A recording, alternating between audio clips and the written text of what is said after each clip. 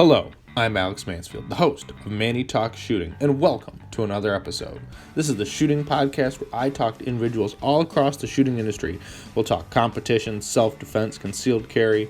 If you like this content, check out our YouTube channel, Manny Talks Shooting. And without further ado, let's get to this episode. Welcome, everybody. Welcome back to another installment of Manny Talks Shooting, the shooting podcast on the internet for the internet because I like talking to shooters throughout the country. And this is the only way possible because I don't live close to them. Or do I own a van to travel and do podcasts? That'd be kind of cool, though. Without further ado, we got to talk about our title sponsor, Go Fast Don't Suck. They made this awesome banner that sits behind me if you actually watch the video version of this show. So check them out. GoFastDon'tSuck.net. Tell them Manny sent you in your order notes, and I'd greatly appreciate it. Without further ado, we need to talk to the man behind the laser, Mr. Brian Wolff. How you doing, Brian? I'm doing good. How are you tonight? I am doing fantastic on this good Sunday evening. It's been a nice, busy weekend for me and probably for you, so it's kind of nice to relax. It is. So if any of my listeners don't actually know who Mr. Brian Wolff is, his son was actually on the show, Matthew, with two T's. Matthew with two T's. Was on the show a long time ago, so we're finally talking to his dad and actually getting all the truths behind every story that Matthew ever told. But Brian, for people who don't know you, who are you and how did you get into shooting? So my name is Brian Wolff. I have been shooting USPSA since 2013, and I basically started just because I didn't have range time, and I met some guys on a firearm forum, Carolina Shooters Club it was called at the time, and they told me, hey, come on out here. I went to a match. In fact, my first match was a classifier match in a match in Statesville, North Carolina, and that's where I started. From there, I just kind of grew. Got both my boys involved in it. My oldest son didn't really enjoy it too much, so he kind of dropped out. But Matthew has stuck around with me since the beginning. Mm-hmm. So you said you found it on a shooting forum. That's kind of it's a little old school, I will say, because forums don't seem to be very popular anymore. Yeah, so we have so the Carolina Shooters Club. It was a pretty big forum. And they had a competition section. That forum has kind of gone away, and we now have the Carolina Firearm Forum. Basically, it's the same people, just different ownership. And believe it or not, it's actually a pretty active forum. So, Brian, when you started back in 2013, did you start in production, or what division did you decide to come in as? So I started in production. Shot that classifier match, so I got classified after my first match. But I only shot production for, that was September. In January, I actually purchased a M&P 40, and I went into limited. So when you, that first classifier match, what were you using at that time? That was a M&P full size, but I think a 4 1/4 inch barrel. Mm-hmm. So, and then I bought that 40 cal Pro. The M&P Pro just came out, so I bought that in 40. And spent way too much money on fixing it up to make it better, quote unquote, better. Right, all the whiz bang parts that didn't really matter at the time, and then made it non-reliable. So I mean, that's what we do. We kind of make guns go to the ragged edge of performance, right? So either they'll break or they'll run. Yep, and it broke a lot. Yeah. So how long did you end up shooting that gun in limited? So I shot that gun in limited 13. I want to say I got my first 2011. Actually, Matthew got up 2011 before I did. Man, I'm going to say it was probably around 2016, 2017 that I got the 2011s. Oh, so that's not bad. So you did stick with the Plastic Fantastics for a couple of years then, so it wasn't like immediately. No, I ran that. In fact, I had a couple of the M&P 40 cals because, have to have a backup. In fact, Matt tried it for a while. He didn't like the trigger on it. He couldn't reset it. It had the, the Apex trigger. Mm-hmm. And for whatever reason, with that paddle, he just couldn't let it reset. So we ended up getting rid of those. He went to a 2011 first, and then I followed suit. Mm-hmm. Yeah, nothing wrong with that. So now I got to remember, did he go to limited first and then open, or? Yeah. So Matthew, yeah, he started off in limited minor. He actually shot that M&P 4.25 inch gun with a magwell. So he shot limited minor um, for most of his youth, Mm-hmm. I guess. Yeah. He shot rimfire for maybe 4 months, and then he went into 9mm, which actually at the time was easier to get 9mm than it was 22. Mm-hmm.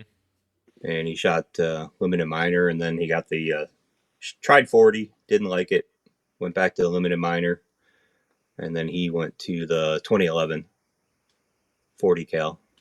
Mm-hmm. And then he just got you suckered along, and then you had to have two of them, right?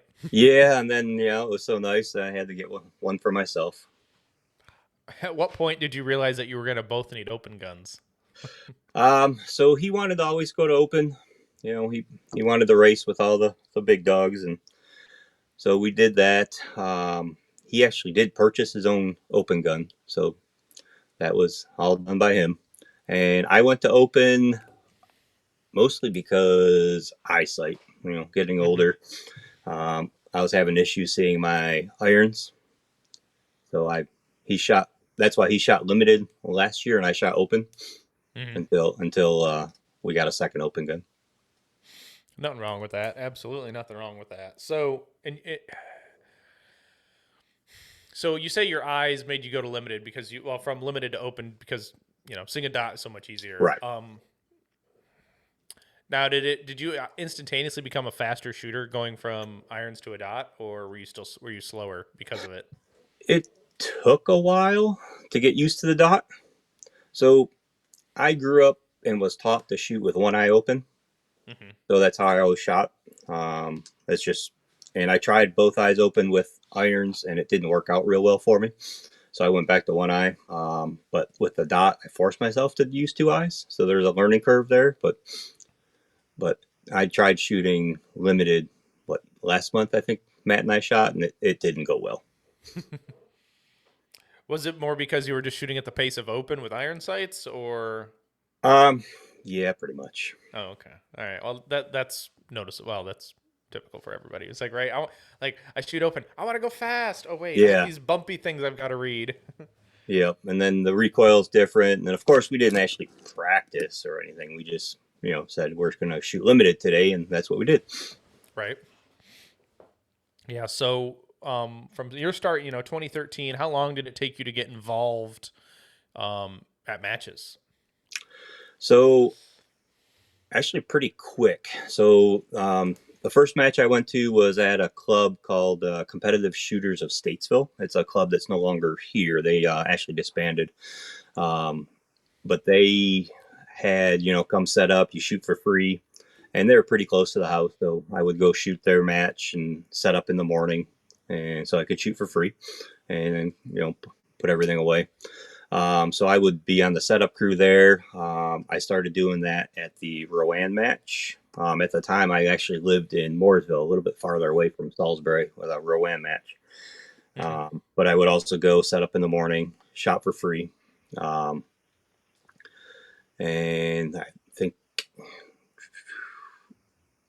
2016, about 6 years ago, I took over. Myself and Dan Dwyer took over as match directors at Rowan. So when you took over, was it a big adjustment from just helping, or was it kind of a natural progression from helping to actually being the full-fledged match director with Dwayne? So it was. I was doing some stages. Like Mm-hmm. I'd do one stage. At the time, the match director, Mark Evans, if you had a stage, you could bring it and set that stage up. Um, so I was used to designing some stages. Um, so it wasn't quite the just direct plunge into it. Mm-hmm. But so when Dan and I took over, we did have a third guy who kind of did some of the behind the scenes stuff. Um, Dan was doing the computer part of it, the tablets and all that, and still does. And I Mm-hmm. would set up help and stages was and still is my responsibility.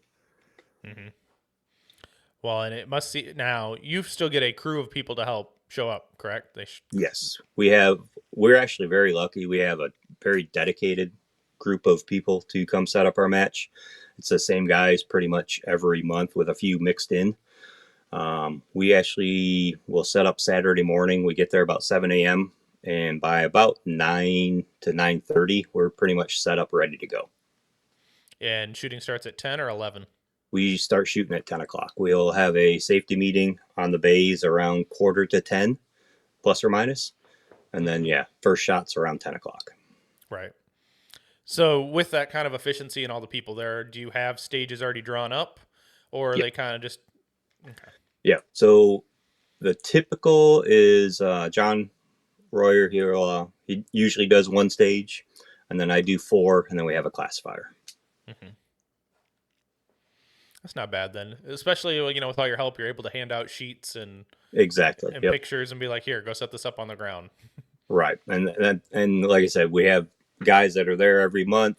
They know where everything is, and basically you just hand them the sheet, and if they have any questions, they ask away. And so normally, depending on how many people we get, yesterday was our match, so I did set up one stage.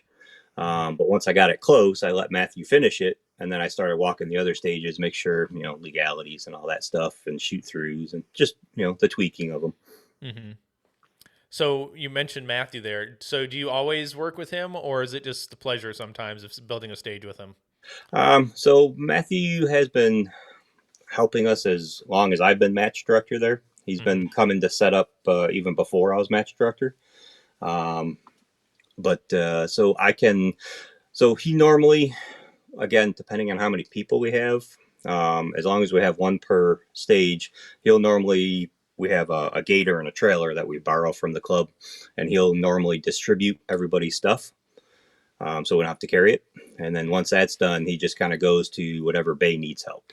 Okay. But I can put him on a stage, and he'll build a stage just as well as anybody else. Good. Now, are you using little 3D printed kits, or are you using like SketchUp when you design stages? No, I actually use Trident.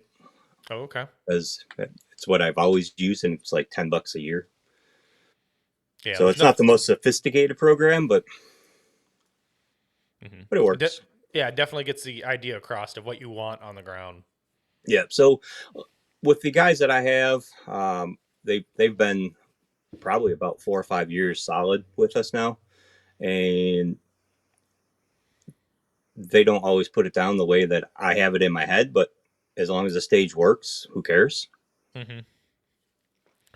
Right. Now, with your culture of, you've got your guys who always come help set up, does it seem like new blood is coming into that, or is it getting stagnant that way? We've had a few new guys come in. We'll have some guys show up when they can to help. But our core group, I think we have 8 or 9 core guys that show up every month.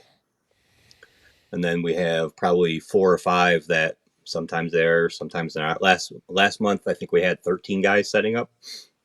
And then yesterday, I think we had 9. That's still a very impressive number of people helping set up. Yeah. I remember when I was very involved in my local club, there was 5 of us. You'd have 5 people setting up 6, 7 stages, and it's like, it's not very fun. No, and the setup, honestly, it's not so bad setup. I mean, it just takes longer if you're not done by 10 o'clock. Shooters just gotta wait, or the people are coming. They'll be like, "Hey, man, could I help you nail some stuff down?" And you get help that way. It's the putting away part that is tough at the end of the day. Oh, 100%. Especially when everyone's ready to go home and they're like, I don't want to Sarah down. Yeah, exactly. And you get, North Carolina, you get those 95, 100-degree days, and people tend to scoot as soon as they're done shooting. Mm-hmm. Now, have you found ways to counteract that, or is that just a very rare occurrence where people will do that? It's pretty rare. We typically, most of our shooters will stick around if nothing else, break it down and get it loaded onto the trailer or truck and then so that we can just drive it over, which is great. I mean, we have more than enough people sitting at the shed to put stuff away. But typically, I can't tell you the last time I've actually had to tear down a stage other than the stage I end on. So our shooters are pretty good. I mean, with a lot of new people, I think even with that, in our little safety meeting, we always, beg for help. Hey, help us. The more you help us, the, easier it is for us, type of thing. So we've done pretty good with that. I mean, we typically, like yesterday, I think we were leaving the range by a little after 3 o'clock. Well, that's not terrible at all then. No, that's 6 stages shot, put away, and out of there. Yep. Scores posted by then, I'm assuming too. Yep, scores are posted. Typically, Dan will collect all the tablets while we're starting to break down, and he'll have those loaded pretty much before everything's put away in the shed. Well, that's good, especially since the tablet. Everyone's always like, "Our scores posted. Our scores posted." It's like, yep, they're up when they're up. Like, yeah. Now I remember back in the day when I first started, you had to wait for the email 3, 4, or 5 days later to see where you finished. Probably back were they still using Easy Win Score then? Yeah, I believe it was. I know even when Practice Score first came out, I don't think it was quite as instant. Plus, that the one range didn't have Wi-Fi, so you had to wait for him to get home, anyways. Yeah, that's definitely the nice thing about some ranges now having the built-in Wi-Fi. Yep. And whatnot. I wish all ranges had built-in Wi-Fi or strong enough hotspots to do that, but don't always get that lucky.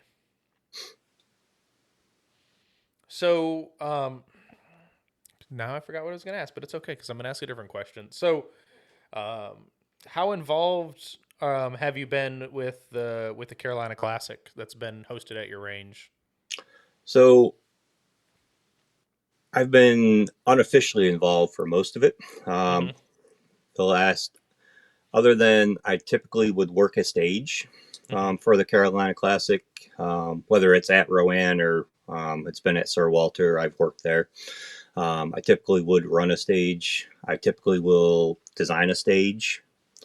In fact, this year, stage 1 was mine. Now, since I've started the company, like this year, I did not work a stage. I was on-site vendor instead. But as far as that, basically whatever John asked for, I would help him. If we were building walls on a Sunday, we went and build walls. We painted, the fault lines one Sunday. Whatever he asked me to do, I'll help him out. Yeah, well, and especially it's probably very nice to help. Yourself, John, and Nathan seem to be like the little 3-company squad of amigos, right? Yep. Always doing stuff for each other, helping each other out, and it's cool to even see just jump through all the hoops. Especially since you're the monthly match director, it's kind of nice. You have the relationship with the range, and so does John, and probably makes things a lot smoother on getting access when needed. Yeah, that's one of the benefits of being a match director. We get to play with the props when we're needing to practice. Right. Nothing wrong with that. Everyone needs prop practice, right? Yeah, true story. So you said you designed stage 1 this year, right? What was your theme or goal or challenge that you wanted to test the shooters with? So that stage there, I was looking for, I like to design stuff with options. Everybody says, oh, we need options. Options make a great stage. I hate stages that are only one way to shoot it, whether it be forced that way or it just doesn't make sense to shoot it any other way. So I try to create a stage where move of the start position will change the dynamic of the stage, where it's not just go here, shoot here, go here, shoot here. It's like, hey, I can go 14 different directions and shoot different targets. And as a stage designer, even local match, if I can see people sitting there having a huge discussion on what to do, when to do it, then I know I did a good job designing that stage. Oh, 100%. Absolutely. Like, I agree with that. If you get all the wheels turning and people thinking, "Oh, do I enter on this target or do I take it really far Right. away?" It makes you feel good, right? Because it's not like, "Oh, I didn't give them one choice." Yeah. Yeah. There's nothing worse as a stage designer to go up and see that everybody shot the stage the same way. It's like, oh, well, I guess I only really gave you one real option. Now, were you able to keep an eye on stage one to see how people ran it?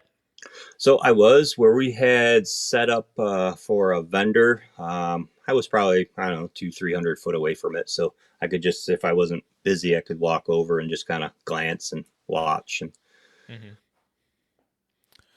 So was your prediction true that they were able to run it different ways? yeah, there was probably at least 4 viable options on that stage this year. Um, and looking at the times, I don't know that it really mattered which way you ran it. I think it was more of a comfort zone than a better time situation. hmm Absolutely. So, what made you decide to start make stuff better? Okay. So it's one of those I always wanted to buy a laser and play with it. hmm Um, so my background is I've been a carpenter for 20 plus years. So working with wood and handyman, that kind of stuff. hmm So lasering stuff has always kind of been one of those things that just kind of made sense, kind of technical stuff. So I bought 2 lasers so July of last year, 2022, hmm and more of a just to play with them. And as soon as I started posting stuff, hey, look what I'm doing, then I got the hey, can you make me that? And so the little hobby turned into a little side business. hmm So it kind of just it grew quickly. So I went from having those 2 lasers to buying a third one in November of last year, and then I bought a fourth one. It was February or March of this year. So now I'm up to 4 lasers running. does that include the one that's kind of mobile that you can take to Yep, matches? that's my newest one. It's pretty cool. I know I've ordered a few things from you, and everyone was like, well, the first thing I ever saw as I wanted to send was the mag gauge, right? Yep. I Hmm. sent my mag. I ordered a mag gauge, had it directly shipped, and people are like, "Why'd you get it laser engraved?" Because I don't want Yeah. anyone to steal it from me. Why Like, not? Exactly. it's like, well, I blame John because John got one lasered first. So Hmm. I was like, oh, I got to do this, right? I've got a logo, it'll work. And I don't know. I set it out every major match I've worked, like for the first stage of the day. Luckily I'm never the stage right before chrono, so they have time to figure out their crap. But no, I leave it out, and then I don't have to worry about anyone walking away with it. And if anybody Yep. walked away with it, it's kind of obvious to find. Right. You've got to either just you've got to sand take a sand like a grinder to it to get my Right. logo off. Yep. Yeah. That's like if you ever see me at a match, just look at any of my gear. hmm There's probably not much that doesn't have the Make Stuff Better logo on it. I mean, my everything. I think I did my case gauge. I've done my mag gauge. Even my pacer guns have my logo on them. That's a smart idea too. Even my speed loaders all have my logo on them. It part of it was practicing, you know, learning all the settings and the lasers, and part of it was we've been known to leave stuff on stages, and at least now I know they're exactly mine. Right, exactly. Now it seems like lasers nowadays are the new 3D printers of the world, right? Yeah, like if you go on Facebook, there's tons of groups and there's tons of people buying them. The thing is with lasers, it's not you hit a button and it just magically does stuff. I mean, to a degree, it does, but I can show you many boxes of stuff in the house that got destroyed hmm just because I was practicing. Yeah. Well, if you don't practice, you're never going to learn, and you're never going to know what the limit is of how bad Yeah. you can mess up, right? Oh yeah. I mean, I've melted some stuff. I mean, I filled that garage full of smoke a couple of times. hmm The question is, can you still park in your garage? No, I never No. could. No. Oh, it's always Yeah. been a storage Yeah. location. It was never a parking area. So Gotcha. Yeah. It seems like that's up here. Like my garage is hopefully next year we're gonna be able to park in the garage because we finally got a shed to put all of our lawn equipment in, so we can no, like. yeah, no, no. I don't think I've ever in my whole life had a garage I could park in. Hmm. It's always the garage has always been a shop of some sort. Gotcha. Now, so with the lasers, what was your first biggest project that you were really proud of? Um, Actually, going way in the beginning, I actually did a large monogram cutout, um, and it was just kind of cool. It was 1/4 inch plywood, painted it black. In fact, it's still up on my wall. It's a eagle with flags and about 11, 12 inches long. It just was cool. I mean, I didn't know what I was doing, Mm-hmm. and I think on that project I did smoke out the garage because I didn't have the back in the beginning. I didn't know what I was doing. I didn't have the you know the air filtration or any of that stuff. I just hit the button and saw what would happen. Right. But Yeah. So you've got to have at least a basic or decent understanding of like CAD or some, or vector files, because. yes, so I do have. So I actually have a background in engineering. I actually started going to school for engineering Hmm. a few years ago. Well, back in after high school. So Right. um, and so I have CAD. I took CAD college courses and stuff. The program that I use, luckily, all the lasers use that program, so I only had to learn one. Hmm. But yeah, there's some designing. Um, some of it in the beginning, you could go on the Facebook pages and get files and try them and that stuff. So there's ways to be able to try stuff without having to know exactly how to do everything. And then after that, those files didn't quite do what you wanted. So I learned by trial and error on how to design stuff and fit it and move on from there. Hmm. That's pretty cool. So how long did it take you from learning the laser to lasering on your first firearm? So it was probably when I did my first firearm was probably about a month before I did it. Hmm. And it was probably one of the most nerve wracking to hit that start button that I've ever been. Hmm. But yeah, so basically, I have a bunch of guns of my possession that I'll never be able to sell because they have some weird markings on them that nobody would ever want. Um, but yeah, it was about a month before I did a firearm. Now doing someone else's firearm, that was probably a solid 2 to 3 months before I did that. Hmm. Right. Yeah. You just be like, it's got to be dialed down first before I can. Yes, yeah, and with the laser, the settings are everything. Hmm. But once you get them dialed in and you think you're good, then you find out that all the atmospheric conditions matter. Um, so humidity, heat, cold changes everything as well. Now, do you need So, to know a lot about like the metal that itself, or do you need to know about the coating that's on the firearm? yes to both. So depending on what you want to do, if you want to do a deep engrave or you're just trying to mark the surface, you need to know how that surface is going to react to the heat. So like on MBX mags, stainless steel, basically. Hmm. If you want those numbered, I'll do what I call a black mark, and it's smooth, so it doesn't, you're not pushing up dirt that gets stuck in an engraving into your gun and such. Um, but what you're basically doing is you're altering the first layer of the metal, heating it up, and turning it black. Um, I found out very easily that not always is it stainless steel. Sometimes it's a weird chrome that looks like stainless steel, and you will totally destroy a mag. And yeah, I melted the chrome coating that I thought was stainless steel once. Hmm. Was it your mag or Matthew's mag? It was one of mine. Yeah. Okay, you would have been nice and probably traded him anyways. Like, Here, I Yeah. messed up your mag. Here's a mag. I mean, we have a bunch of mags, base Mhm, pads mostly that because my whole idea behind the whole company was engraving base pads on site because mhm. to number your base pads, if you don't Sharpie them, it's hard. No one was doing it, and so that's what I always practice on. So I have probably at least a half dozen of aluminum base pads that have the number one from head to toe. They're probably Mhm. about 20 number ones on it. Nothing wrong with that though. Yeah, I mean it looks fun. It's still you can still use them.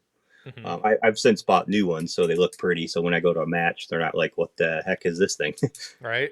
Hey, you're not gonna want to steal it if it looks like Duke, right? Yeah, that's true. Yeah, pretty much it's going home with you. Right, exactly. They'll be like, "Hey, man, you dropped this." Yeah, exactly. Or now that's probably the cool thing is being able to take someone's idea or vision and then put it to a piece of material, right? Yep. So like, God, you did those clocks. It seems like did Hmm. did you have to then because you talked about your woodworking background too. Did you have to get the stencil and then cut them all out and then you got to laser them? Nope. So the clocks that I did for North Carolina, and actually, if you've seen them on Instagram or that, that's all cut out with the laser. Hmm. So the one laser I have does wood. It cuts through. I can cut through up to a half-inch plywood with Hmm. that one. It's slow, but it'll do it. Quarter inch is a little easier. But yeah, that's all done right on the laser. Now I have done some stuff like I'll do the woodworking part, like the North Carolina trophies I made this year. I had Hmm. the little wood base. I cut that out with table saw and sanded and stained those. So a little woodworking background for that. But yeah, any of the clocks or any of the detailed wood parts is all cut out through the laser. Gotcha. Now, how difficult is it to do that slate-like material? So the slate's not bad. That it's again, it's just knowing which setting to use. So with slate, you can kind of do a couple of different things. Like if it's coaster, you don't really want to engrave deep because then you'll just the when your cup sweats, it'll pool on it. So you only want to kind of mark the surface. So it's a different setting versus like when I did the trophies for the falling steel, and then John his plaque we made for him. Hmm. That's actually in there a little deeper. It's actually engraved. It's not just a surface mark. So it's just a different setting, different speed with the laser and that. And those I use a fiber laser with Hmm. because it's a little faster. Gotcha. Well, it seems like you've really mastered your. Would you say you're a master of the laser now, or are you still Um, learning? in comparison to some people, I would say yes, but there's some people like on the Facebook groups, you look at some of their work and I look at mine and go, wow, I don't know what I'm doing. But Hmm. yeah, there's some guys that are just like unbelievable. But I'm getting there. I mean, like I said, every project gets a little bit better. You learn a little bit more. Hmm. Absolutely, yeah. And if you can't take, you're at least going to take one thing away from that project, right? It's like, oh, well, maybe I could turn the laser up a little bit faster, or it needed to be on longer. Or, Exactly. I mean that's the biggest thing is finding out how to make it look the way you want it the fastest possible. I mean, hmm. if it's taken 3 days to make something, you're only charging $20. Probably really not worth your time. Right. And I'm assuming with your lasers, you've got to do preventative maintenance or change nozzles or heads or something like Um, that. Believe it or not, not really. So they have a very long lifespan. These types of lasers. There's some others that do have a very short lifespan, and you got to change tubes. And I didn't get involved with that type of laser because of that reason. So it does kind of limit me on speed and some of the material I can work with. Um, but the lasers I have, as long as you keep them clean, they pretty much should run continuous. Hmm. Oh, that's nice. So if you could project in 5 years, where would you like to see make stuff better be at? Oh, as far as a dream or reality, Do both. um, if, in a perfect world dream, I would love to do it full time. I mean, if I could do it as my full time job, that would be awesome.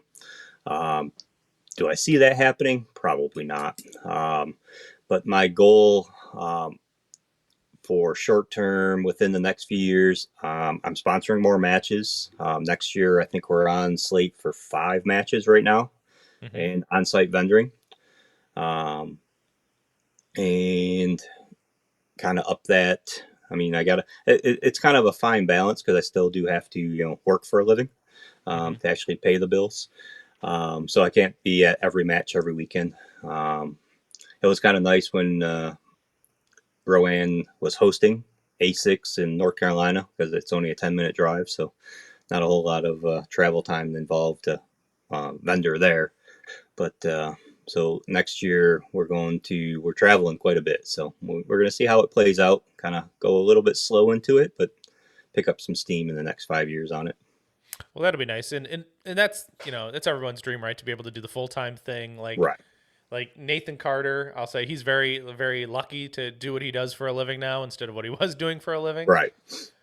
I don't know if he made it off better for more free time or not, because working in the career him and John used to work, is like fast paced. You're always working, but no free time. Right. True.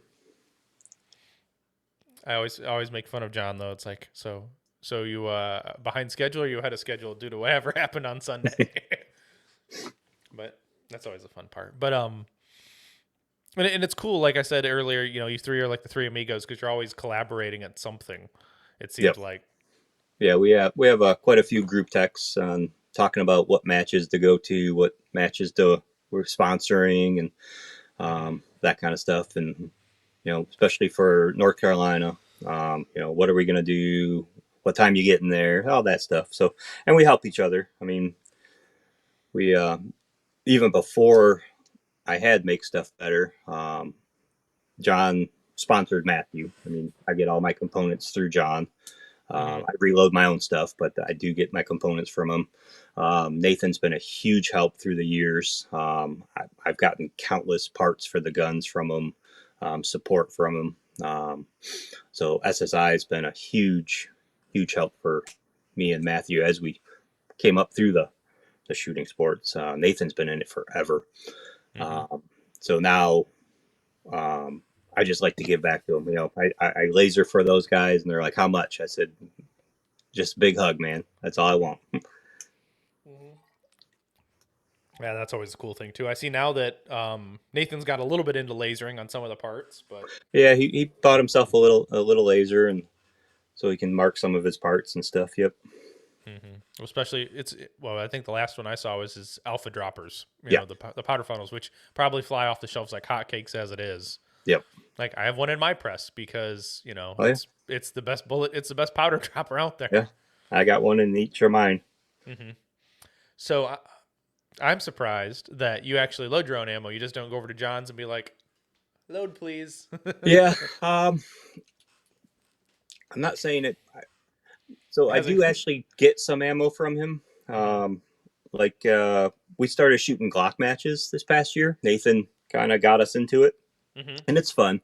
But I don't want to switch to 9 minor because I'm basically set up for open, and it's just kind of a pain. So I'll just, hey John, I need 400 rounds, so we're gonna go to the Glock match, and we usually barter for services and get some ammo that way. But I've always enjoyed reloading, so it's kind of therapeutic until it became more of a need rather than a hobby.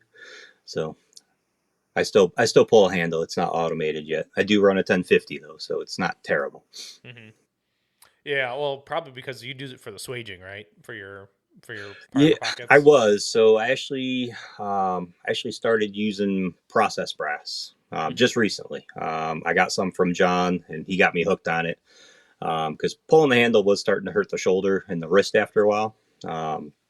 So John's like, "Oh, use this," and it was a lot smoother. So I actually got some brass from Joey, Action Brass, and that's pretty nice. I will agree. Done. Yeah, I just throw the primer in, and yeah, you're good to go. Yeah, I use all that. I use Action Brass Co. Brass for all my major matches. He even asked me one time when I first placed an order. He's like, "Bro, do you want a certain head stamp? I'm like, I don't care. Like Yeah. people who care like have too much to worry about. Yep. Like, is it clean? Is it roll sized? Is it, is it swaged? That's all I need. Yeah. So, and it's funny because it's nice. It's clean. It's bright and Hmm. shiny. I kind of laugh because I wouldn't even clean my brass. Like, so I kind of fell into buckets of brass about 4 years ago. I Hmm. bought about 7 buckets of 9mm brass off of a Right. guy.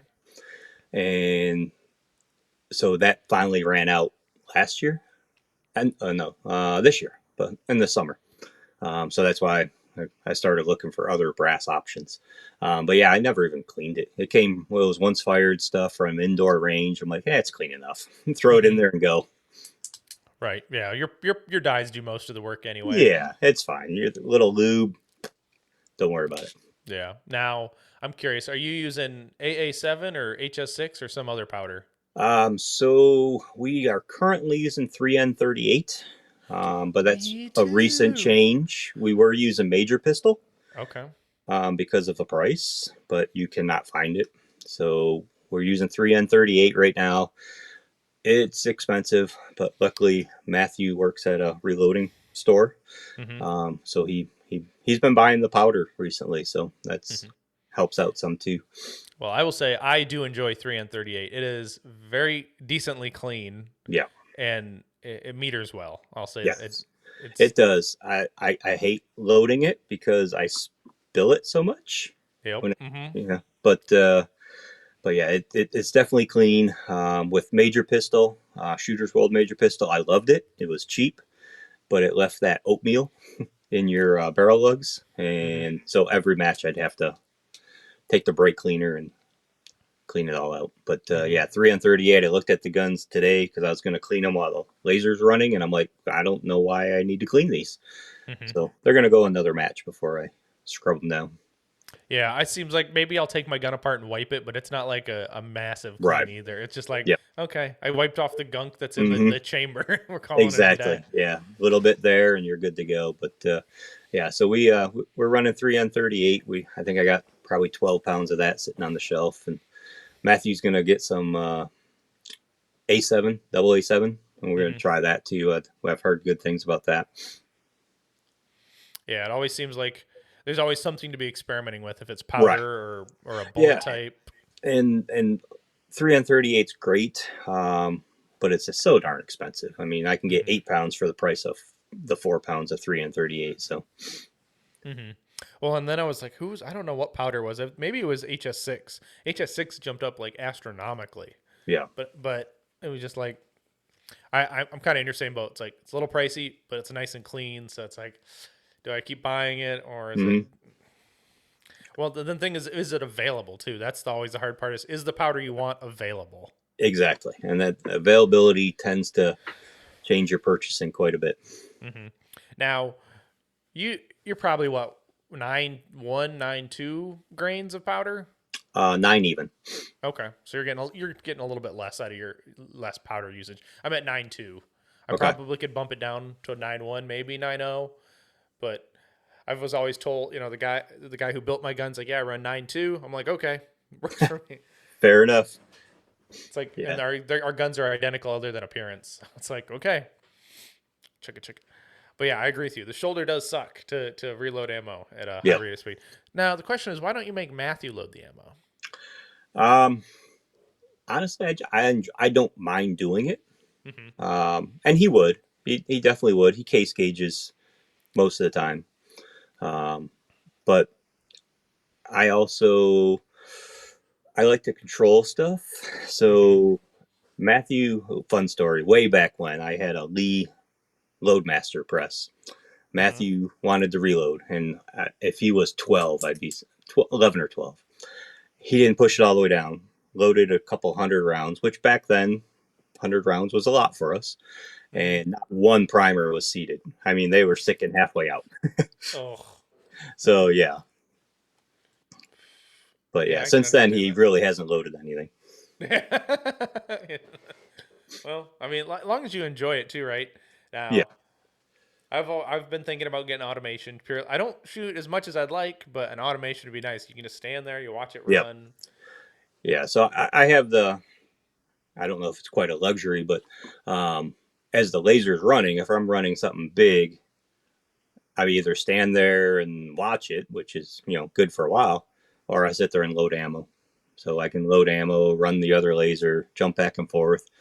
Typically I can load 300, take a break, check the laser, give my shoulder a rest, come back, load another couple hundred.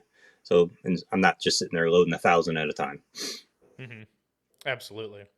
My max is like I like to do. It's weird. I like to do 200 round increments. Mm-hmm. So it's like, okay, if I load 200 rounds right now, I've got enough for the next match. Or if I Yep. do 200 more rounds, I've got 2 matches worth. Or Right. now if it's a major match, it's automatically 500 rounds getting dumped into a bucket.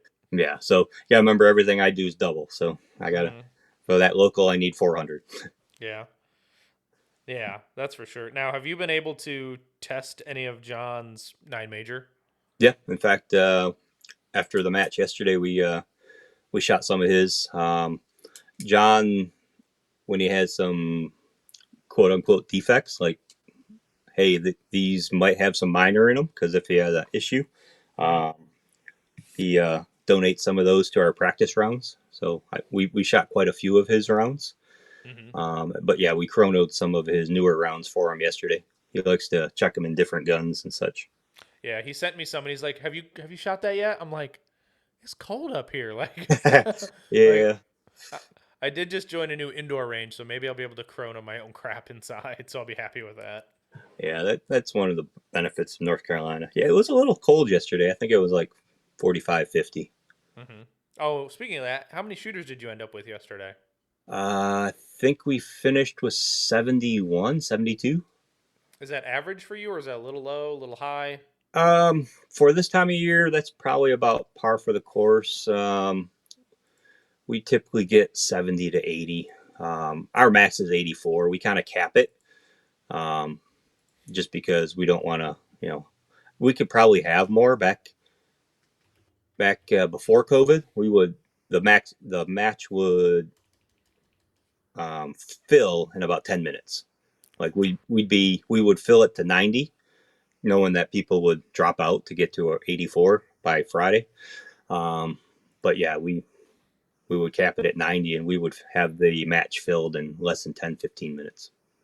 Mm-hmm. After COVID hasn't quite been that fast and furious, but yeah, we typically get anywhere from 70 to 80 right now. Mm-hmm. Yeah, I see that. Matthew did fairly well at the match yesterday. Yeah, yeah, he had a pretty solid match. He had a couple oopses here and there, but not bad. Now, are you more excited? Are you more excited about his performance than your own, or are you still So, like, I want to win? well, so yes, but most of everything I do for shooting is to keep him going. Mm-hmm. Um, I mean, if I shoot bad and he shoots good, it's still a good day, but I'm still very competitive.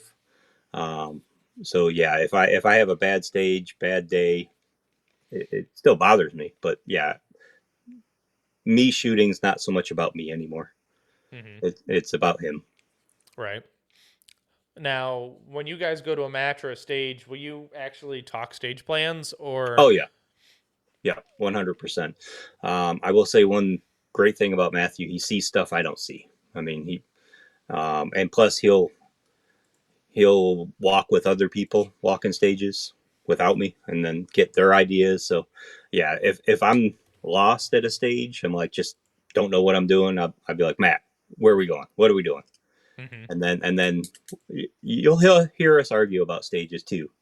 Mm-hmm. There's times where I look at him and go, that's just really stupid. Yeah. But Does he usually have a reason why it's really stupid though? yeah, Well, yeah, that's at least that's a good way he can articulate the reason why. So it's not just, oh well, because I think so, or right, yeah. I I saw mean, somebody else shoot it this way, so that's why we're doing it. yeah. So, but I mean, for the most part, his stage plans, him and I have a very similar shooting style. I mean, so his stage plans are normally pretty decent for me. So there's especially like our match. I normally don't have time to walk stages before we go to shoot them. So normally we walk up to the stage, Matt's taking 10, 15 minutes to go look at them. I'd be like, all right, what are we doing? Okay, good. And that's just what I do. Just kind of dumb it down and shoot it the way he says to shoot it. Nothing wrong with that, though. Absolutely No. nothing wrong with using his expertise. Now, would you like to see yourself rise in classification, or are you okay with where you're at? So I'm sitting currently in A class, and honestly, I never thought I'd get out of B class. I really didn't.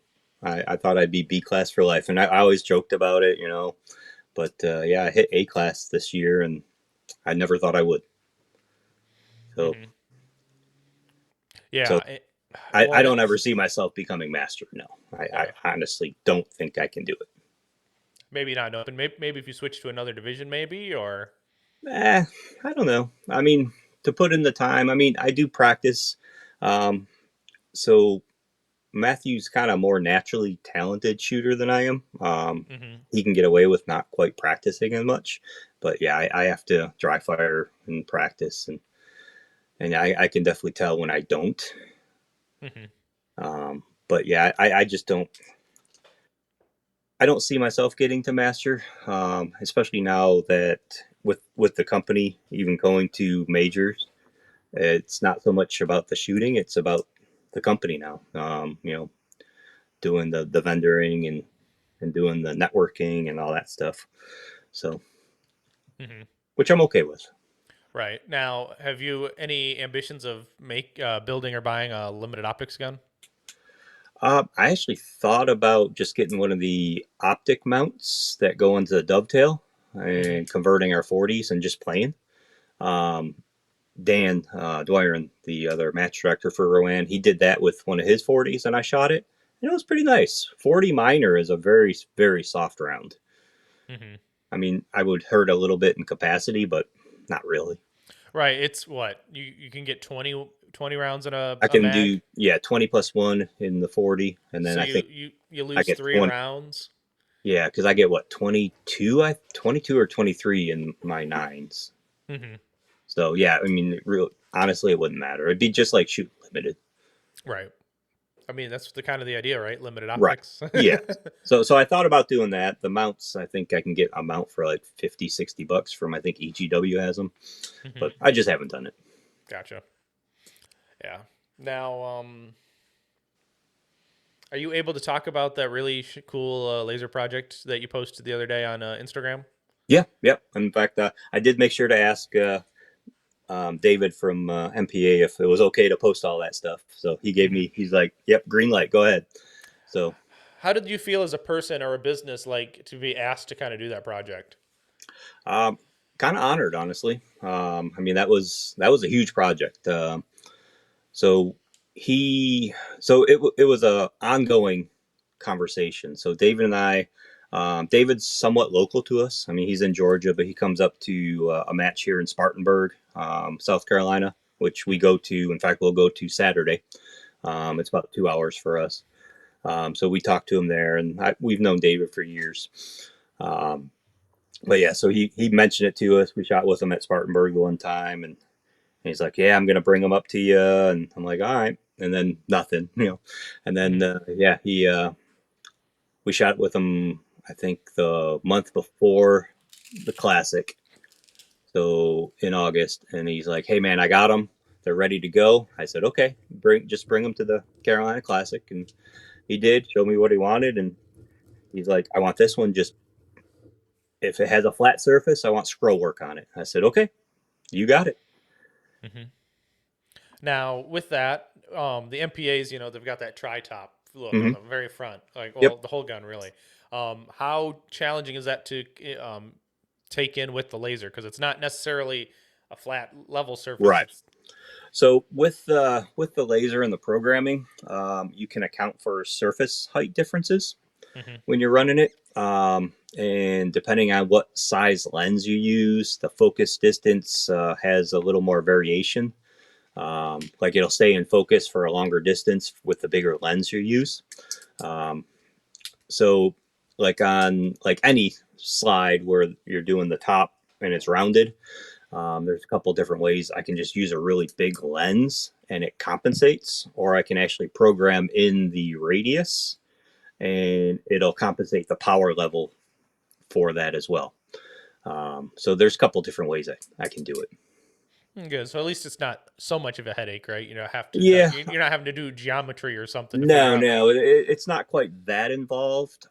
Biggest part on any of the gun, especially the MPA, because they do have a lot of cutouts, is the alignment. Um, that gun, as you saw it on Instagram, was about 60 hours worth of work. Yeah. So just to give you an idea, I did the top of the gun last, the slide and the comp. It took me 5 hours just to get the pattern correct. All in pre-work, right? Like in the Yes. program. Yep. Just doing the programming, doing the lineup, um, getting everything sized correctly. Yeah, I did it on a Sunday morning. I think I started at like 7 a.m. and I didn't hit go until a little after 12. Mm-hmm. Now, when you did the barrel, I'm sorry, the comp and the slide, did you have to protect the barrel inside then too, or? Nope. So I basically took all those parts. So any cutout that was on there, Mm-hmm. I took that out of the pattern. Oh, okay. So it just didn't laser in there. So it and hard to see in the pictures, but if you look around any of the cutouts, there's actually a border that goes all the way around. Okay. So, like, I'm assuming in your program you can take like a scaled picture of the part, right? And then Mm-hmm. kind of that's how you're playing within your. Yep. Yeah. So kind of the quick and easy version is I'll basically draw a rectangle and get it close, and then so that will give me the overall length and height of what I'm working on, and say side of the slide. You take that, and then I take a picture, and it's got to be very perfectly flat. So I actually have a picture cube I use that lets me take a picture of everything perfectly distance flat, and then put that in the program, and I size that picture to my rectangle that's the exact size, and then I can I trace it out for any cutouts, Mm-hmm. and then I sit there and I frame it on the actual slide and do tweaks. So I got to go all the way around the slide, tweaking every line because it's never perfect from that stage. Mm-hmm. And so I'm moving that line, you know, a few thousandths of an inch each time, just kind of moving around, and it's tedious, but Mm-hmm. only way I know how to do it. I mean, somebody that's done this for a while might have a better way, but that's the way I taught myself to do it. Mm-hmm. Well, that's the cool part, right? Take yourself pretty much from I bought a laser, I have the manual to now I'm playing with other cool things, right? Like Right. Yeah. that's the cool thing, right? Is that you're self-made. You didn't go to school to be a laser runner. No, most of it, I went to the school of YouTube Mm-hmm. to learn most of it, and then the rest is just trial and error. I had some junk slides. Actually, Nathan Carter has a good relationship with Akai Custom Guns, and he Mm-hmm. donated about 6 slides. So that's where I got my start, was some junk Akai slides. Mm-hmm. There you go. That's not bad at all then. Now, you was it your gun or did you put it on Matthew's gun, the Superman logo? That's on mine. Okay. What do you love Superman or is it just like an Oh easy yeah. logo to play with? No, I've always been Superman. In fact, I have a Superman tattoo, um, and I also have a Superman light switch cover that I've had since 1983. I think we looked it up. Wow. Yeah, it's moved with me 7 times now. Does your wife be like, "Why are we still taking this No, around?" no. It's. I mean, like I said, I had it as a kid. I used to glow in the dark. It's since worn out, but yeah, I Mm-hmm. still have it. In fact, it's in my bedroom. It's Mm-hmm. for the light switch that goes outside to let the dogs out. Mm-hmm. That's pretty cool. No, I'm a decent superhero fan. I guess my one of my favorite superheroes is Cap is Shazam. Yeah. Yep. Hmm. Shazam was always cool because he was kind of like Superman, but he wasn't Superman. He was just a kid who Right. imbued with magic who had all these cool attributes. So But yeah, nothing wrong with being a superhero fan or Superman in general. Yep. It's kind of sad. Henry Cavill won't be doing Superman anymore, so they'll have to find a new guy. Yeah. I mean, I grew up with Christopher Reeve. He was always my Superman. Yep. God, yeah. Now, okay, so we've talked about Superman a little bit. Who's your Batman, though? Uh, yeah, I was never a huge Batman fan. Um, but honestly, going by the movies, Michael Keaton probably was one of the better ones. Mm-hmm. Yeah, he was always a good Batman. I like him a lot more than not Ben Affleck. God, what Clooney. Clooney, yeah, Yeah, Clooney was, yeah, that was a yeah, bad one. Bad he movie. was a terrible Batman. Yeah, Yeah. Affleck, okay, but yeah, Yep. Keaton, Yep. Bale was really good, but reason I like Keaton is because Jack Nicholson is his Joker. yeah. That was money right there. I will say Heath Ledger's Joker was pretty epic, but Hmm. yeah, Yeah, those two will probably be the better known villain. The Jokers, in my opinion. I'm not a big fan yep. of the Jared Leto Joker. No, no, I didn't. I tried watching that the one day, and I didn't make it more than 20 minutes. Yeah. At some point, you're just like, it's not. It doesn't work. Yeah, I'll try another day. Yeah. Well, even though he never played him in person, Mark Hamill, Luke Skywalker, did the voice for the animated Joker. Hmm. His voice is very good for that role, though, too. Yep. See, nothing wrong with being a nerd, people. It's okay. No, it's all right. Right. It's just like gun nerds, right? We all talk about now. Now, here's a good question: are you a gun guy or are you a competitor? Yes, Mm-hmm. but I don't have a ton of guns. Right. Yeah. You don't just go buy a gun to own a gun. You buy it because No, it's got to have a purpose. most Essentially. everything I have has a purpose. And honestly, up until recently, like if we won a gun at a match, we'd sell it so we could get ammo. It was just a way to help pay for the shooting. Right. Up until recently, we actually started keeping the guns because the business is actually paying for a lot of the ammo, believe it or not. Um, but yeah, I mean, yeah, I don't have a huge gun collection. Mm-hmm. Right. Everything's Expensive gun collection, but yeah. Open guns aren't. They're just nah, investments. yep, No one can say they're anything otherwise because they're investments that are more likely to break. yeah. Well, yeah, exactly. That's in fact, Matt and I were talking. We're getting some fireballs with the 3N38 yesterday because it's dark out. It was rainy and cloudy, and Matt's like wondering if it's gonna wear out the barrel. I'm like, who cares? We're Mm-hmm. probably gonna crack them in a year or two anyway. So what's the difference? Right. Yeah. You just get a new barrel. You put a new Yeah, comp on it, and that's the hard part too. Though right now is having to get new comps. Like the binary engineering comp on my gun hmm doesn't make them anymore. no. So we have we're actually running the Brazos barrel and comp, the Mm-hmm. one piece. So it's all one piece, not threaded on. Mm. So I kind of like those. We had the Barstow, but the Brazos was cheaper. Mm-hmm. Saved $100.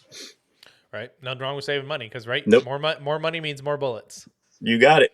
Exactly. So, Brian, we're kind of getting near the end of the time we've got allotted for today, but I do have a few more questions for you. And so, other than like John, Nathan, and maybe even Matthew, who have been some of your biggest mentors or supporters in this sport? Um, in the sport itself, so I will say we Matthew and I both were part of Tom's Castro's shooting academy for a while, Mm-hmm. and he actually did help me quite a bit. There's a bunch of stuff that he pointed out that I was doing not so great, and I use that still use some of his stuff um, in my shooting now.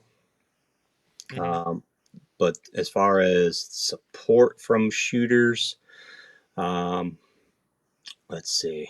There's been some shooters that we've shot with like since I've started. Um, Local guys that we still shoot with that have supported me, supported Matthew quite a bit. Um, Mm-hmm. you know, and but other than that, company wise, I can't really think of too much. Well, I will say Jeff Abernathy with Tommy Guns. He's kind of our local 2011, 1911 gunsmith. He's bailed me out quite a few times. We we bulged a barrel once in my limited gun a week before a major, and he got me up and running in a day and a half. So, without that, it would have been kind of tough shooting a major. Absolutely.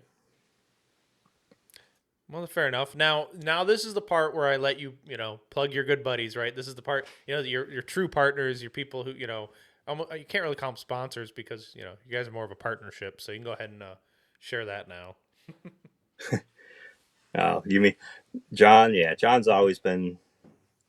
John's been a sponsor. Like I said, we've gotten components from him for years, and yeah, now it's more of a working relationship. Like I said, we barter services back and forth. In fact, I just made him a dog tag for him today.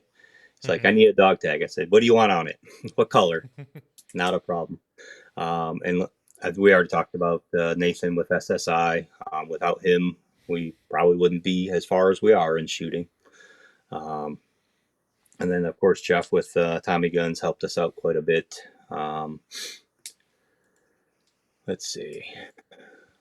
But yeah, that's most of the companies. We started using Joey for some brass, so that's been working out pretty good. Well, fair enough. Now, Brian, if people want to get a hold of you, like people who want cool projects done, where is the best place to reach you? So quickest, easiest. I'm on Instagram. That's kind of where I do most of my posting. I do have a Facebook page, but it's not quite as active. I have a website as well, makestuffbetter.net. I'll be the first to admit that I do not keep it very up to date. In fact, I think last time I posted new pictures was last January. But yeah, if you want to see the most recent stuff, it's all on Instagram, assuming that they don't block it, Right. which has been happening. But yeah, Instagram's the biggest. So if you need message, you can email me, info@makestuffbetter.net. Message me right through Instagram. Instagram handle is Make Stuff Better. Those are probably the easiest ways. In fact, I think that's how you and I talk most of the times. Yeah.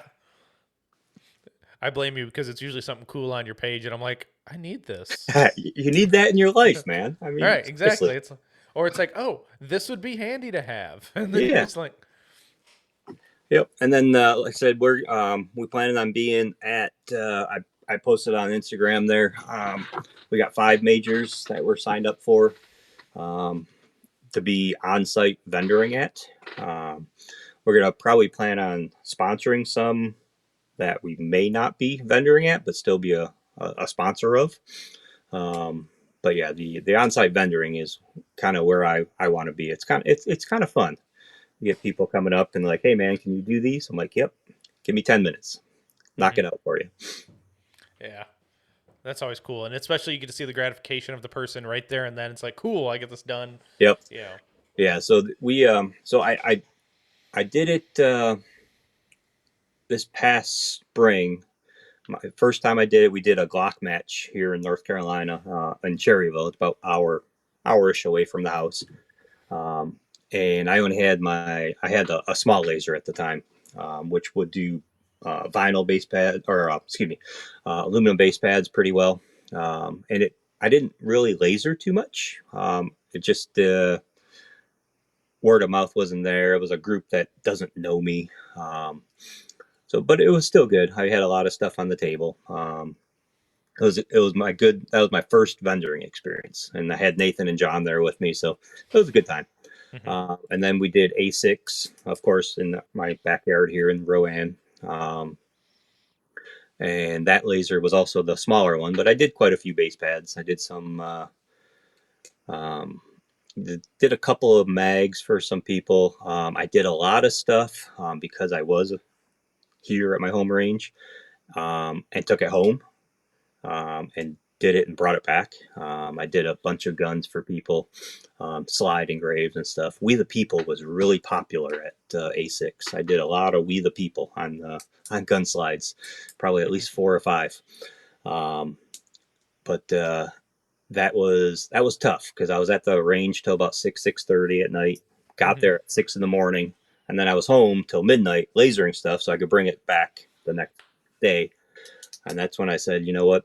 If I had a laser that was big enough to do the metal right on site, it would be better. So that's what we did. We bought the bigger, smaller portable laser that can do that, and that was our first one. Was at North Carolina, and that laser ran from about 7:30 in the morning until almost 6 o'clock Saturday.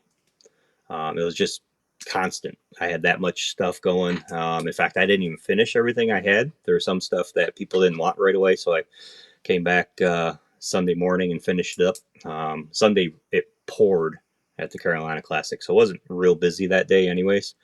But yeah, it was pretty cool. In fact, Ben Barry posted his gun. I actually engraved that right on site at the Carolina Classic. He just posted it yesterday.